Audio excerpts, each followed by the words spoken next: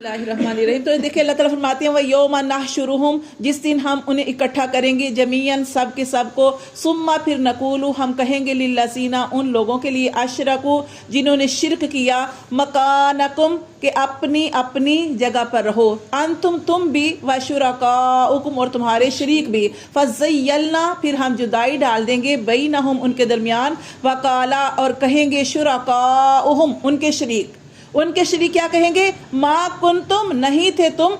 इय्याना ताबुदुन तुम इबादत करते, वो कहेंगे कि तुम हमारी इबादत नहीं करते थे, फ़ाकाफ़ा तो काफ़ी है, बिल्लाही अल्लाह शहीदन गवाह, बैनना हमारे दरमियान, व बैनकुम और तुम्हारे दरमियान, इन कुन्ना के बेशक हम थे, अन इबादतिकुम तुम्हारी इबादत से, लागाफिलिन बेखबर।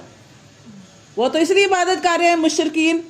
इसलिए मूर्तियां बनाकर वो नौज़बिल्ला वो मूर्तियां बना के कहते हैं ये क्या है, ये नौज़बिल्ला फरिश्ते हैं और ये अल्लाह की बेटियां हैं, हम इनकी इबादत कर रही हैं, इसलिए इबादत कर रही हैं कि ये क़यामत वाले दिन हमें अल्लाह के करीब करेंगी, हमारी सिफारिश करेंगी। तो अल्लाह फरमाते हैं कि वो क़यामत वाले दिन वो अल्लाह को गवाह बना के कहेंगे कि अल्लाह हमारे और तुम्हारे दरमियान गवाह है कि हम तो तुम्हारी इबादत से बेखबर थे। अभी जितने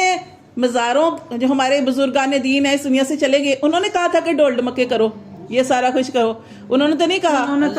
सजदे करते हैं जो कपड़ों को, वो भी तो हज़रत ईसा अलैहिस्सलाम करते हैं ना। फिर हज़रत ईसा अलैहिस्सलाम उनके बारे में कुरान के अंदर है कि हज़रत ईसा अलैहिस्सलाम से अल्लाह ताला कहेंगे कि ईसा अलैहिस्सलाम तुमने कहा था लोगों को, अपनी ये जितनी कौम थी उनको तुमने कहा था कि मेरी इबादत करो। तो ईसा अलैहिस्सलाम क्या कहेंगे, ईसा अलैहिस्सलाम कहेंगे अल्लाह ताला जब तक मैं था मैंने तो कोई ऐसी चीज़ नहीं कही, मैंने तो ये कहा कि मैं अल्लाह का बंदा हूँ,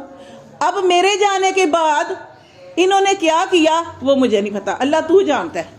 हजरत ईसा कह रहे हैं अल्लाह के हालांकि नबी हैं, पैगंबर से कह रहे हैं। हाँ, और हम देखें कि क्या कुछ करते हैं और क्या कुछ हमें सिर्फ अल्लाह से मांगना चाहिए, अल्लाह से मांगे। हाँ, बुजुर्गान दीन औलिया कराम उनके वसीले से आप कह सकते हैं कि अल्लाह, वो भी हमें नहीं पता, वो कहते हैं ना किसी का नाम बिर है नेकी,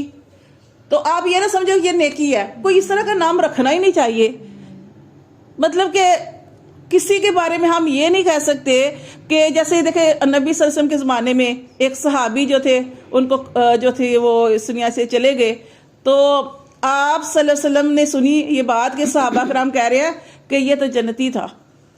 आप सल्लल्लाहु अलैहि वसल्लम ने फरमाया तुम कैसे कह रहे हो कि जन्नती था, मैं तो उसे जहन्नम में देख रहा हूँ,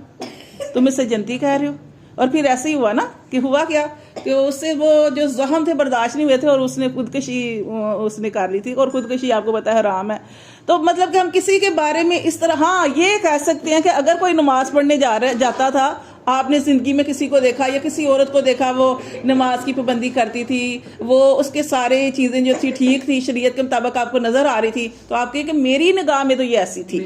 बाकी अल्लाह का मामला है, अल्लाह जानता है, क्योंकि हमें नहीं पता, कुछ मामले अल्लाह के साथ होते हैं। इंसान किसी छोटी सी बात पे पकड़ा जाए तो बस ये अल्लाह ताला गफूर रहीम, अल्लाह से माफ़ी मांगनी चाहिए। हम सूरत तौबा के अंदर पूरा वाक़या पढ़ चुके हैं कि देखे कि वो सहाबा कराम पीछे रह गए और